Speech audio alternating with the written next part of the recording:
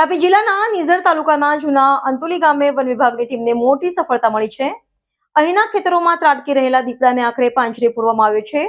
કુકરમુંડા અને નિઝર તાલુકામાં છેલ્લા કેટલાક દિવસોથી દીપડાનો કહેર જોવા મળી રહ્યો હતો, જેણે સ્થાનિકોમાં ભયનો માહોલ સર્જ્યો હતો.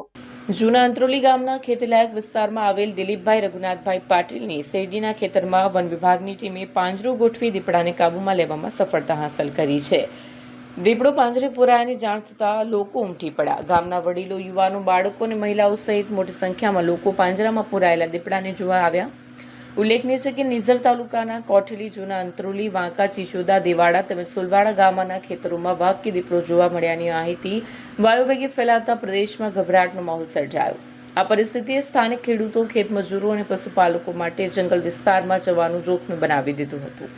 લોકોનો ડર અને ભય દૂર કરવા માટે તંત્ર અને વન વિભાગની ટીમે દીપડાને પાંજરે પૂરવાની સફળ કાર્યવાહી હાથ ધરી હતી. વન વિભાગ આગામી દિવસોમાં વધુ પગલાં લેશે કે કેમ તે જોવાનું મહત્વપૂર્ણ બન્યું છે.